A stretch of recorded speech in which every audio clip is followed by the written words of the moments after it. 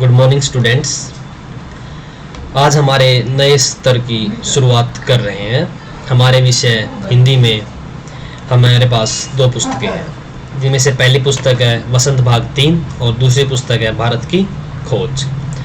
हमारी हिंदी की मुख्य पाठ्य पुस्तक वसंत भाग 3 में दो खंड हैं, जिनमें से पहला खंड है गद्य और दूसरा खंड है पद्य।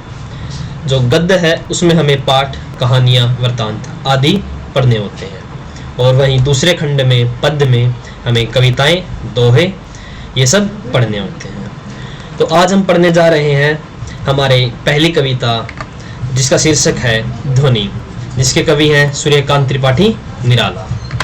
सूर्यकांत त्रिपाठी निराला। पहले हम थोड़ा सा कवि के बारे में जान लेते हैं कि कवि कैसे हैं, इन्होंने कैसी कैसी अपनी रचनाएं दी हैं। सूर्यकांत त्रिपाठी निराला का जन्म बंगाल के महिसादल में सन 1899 में हुआ। वे मूलतः गढ़ाकोला जिला उन्नाव उत्तर प्रदेश के निवासी थे। निराला की औपचारिक शिक्षा 9वीं तक महिसादल में ही हुई। उन्होंने स्वाध्याय का अर्थ है अपने स्वयं के अध्ययन से, स्वयं अध्ययन करके संस्कृत, बांग्ला और अंग्रेजी का ज्ञान अर्जित किया। वे संगीत और दर्शन शास्त्र के भी गहरे अध्येता थे। रामकृष्ण परमहंस और विवेकानंद की विचारधाराओं ने उन पर विशेष प्रभाव डाला। निराला का पारिवारिक जीवन दुखों और संघर्षों से भरा था। आत्मीय जनों के असामयिक निधन ने उन्हें भीतर तक तोड़ दिया था। साहित्यिक मोर्चे पर भी उन्होंने अनवरत संघर्ष किया।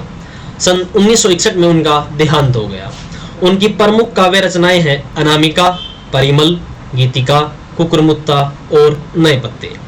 उपन्यास, कहानी, आलोचना और निबंध लेखन में भी उनकी ख्याति अविस्मरणीय है। निराला रचनावली के 8 खंडों में उनका संपूर्ण साहित्य प्रकाशित है। निराला विस्तृत सरोकारों के कवि हैं। दार्शनिकता, विद्रोह, क्रांति, प्रेम की तरलता और प्रकृति का विराट तथा उदात्त चित्र उनकी रचनाओं में उपस्थित है। ये प्रकृति प्रेमी कवि थे। उनके विद्रोही स्वभाव ने कविताओं के भाव जगत और शिल्प जगत में नए प्रयोगों को संभव किया। छायावादी रचनाकारों में उन्होंने सबसे पहले मुक्त छंद का प्रयोग किया। शोषित, उपेक्षित, पीड़ित और प्रताड़ित जन के प्रति उनकी कविता में जहाँ गहरी सहानुभूति का भाव मिलता है, वहीं शोषक वर्ग और सत्ता के प्रति प्रचंड प्रतिकार का भाव भी मिलता है।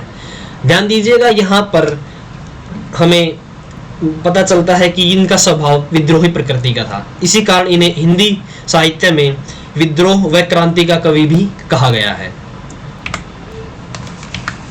चलिए हम शुरू करते हैं हमारी पहली कविता, जिसका शीर्षक है ध्वनि। पहले हम इसका पाठन करते हैं। अभी न होगा मेरा अंत, अभी अभी तो आया है मेरे वन में मृदुल वसंत। अभी न होगा मेरा अंत। हरे हरे ये पात, डालियां कलियां कोमल गात, मैं ही अपना स्वपन मृदुल कर, फेरूंगा निद्रित कलियों पर जगा एक प्रत्युष मनोहर। कवि प्रत्येक पंक्तियों में कहता है कि वह अपने आलोचकों को, किसको कहता है? अपने आलोचकों को, जो ये मानते हैं कि कवि का साहित्य अप्रभावशाली नहीं रहा है और उनका एक कवि का जीवन अब समाप्त होने वाला है। तो वो उत्तर देते हुए कहते हैं कि उनके जीवन रूपी उपवन में, उनके जीवन रूपी उपवन में अभी अभी तो मृदुल वसंत आया है। यानी कि उनके जीवन में अभी अभी तो नई भावनाओं और कल्पनाओं ने जन्म लिया है, जो आगे चलकर कविताओं में दिखेगा। वो अपनी कविताओं में इसको दुनिया के सामने प्रस्तुत करेंगे। जिस प्रकार वसंत के आगमन से प्रकृति का वातावरण संगीत में हो उठता है और चारों तरफ मनमोहक और परिवर्तित प्रकृति दिखाई देती है, ठीक उसी प्रकार उसके मन में भी आशा और उमंग का संचार हुआ है और उनकी कविताओं के माध्यम से ये प्रकट होगा, जिसका अंत कभी भी नहीं होने वाला है। साथ ही कवि आलस्य और निद्रा में खोए हुए नौजवानों को या फिर अपने स्वयं के उन रुचियों को जो अभी तक निद्रित अवस्था में है, कहता है कि कविताओं के माध्यम से वह उनको प्रेरित करेंगे।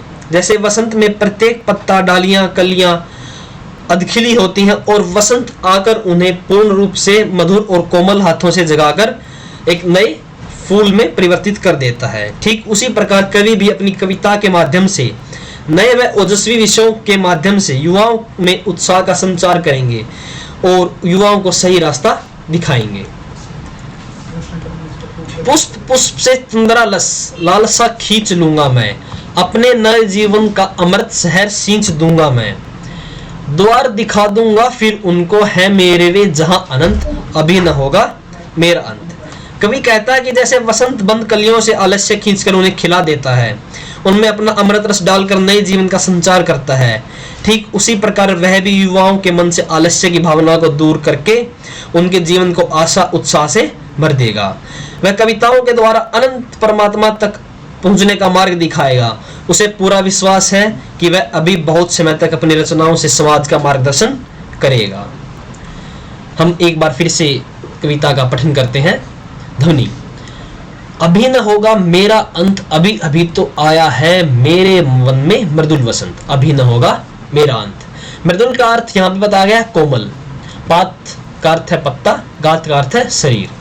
हरे हरे ये पात, पात अर्थात यानी कि पत्ता, डालियां कलियां कोमल गात, कोमल गात कोमल शरीर। इस प्रकार एक फूल का कोमल शरीर होता है। मैं ही अपना स्वप्न मृदुल कर, मैं ही अपने स्वप्नों को के मृदुल हाथों से फेरूंगा निद्रित कलियों पर, वो जो सोए हुए इच्छाएं हैं, वो जो सोए हुए मेरी रुचियां हैं, उन पर एक स्वप्न भरा हाथ फेरूंगा, जगह एक प्रत्युष मनोहर, और मैं एक नया सवेरा जगाऊंगा प्रत्यकाल। पुष्प पुष्प से तंद्रा लालसा खींच लूंगा मैं। कवि कहता है कि मैं प्रत्येक पुष्प से, प्रत्येक युवक से, प्रत्येक नवयुवक से आलस्य खींच लूंगा, जिस प्रकार वसंत कलियों से उनका आलस्य खींचकर उनको एक नए फूल में परिवर्तित कर देता है। अपने नए जीवन का अमृत शहर सींच दूंगा मैं, अपने नए जीवन, अपने कविता रूपी नए जीवन को मैं उनमें सींच दूंगा, द्वार दिखा दूंगा फिर उनको फिर मैं नया द्वार दिखाऊंगा, जहां से वो अपने नए जीवन की आशा और उत्साह से भरे होंगे। मैं उनको सद्मार्ग दिखाऊंगा, उनको सही रास्ते पर लाऊंगा। है मेरे वे जहां अनंत, चाहे वो जहां भी हो, अभी न होगा मेरा अंत, अभी न होगा मेरा अंत।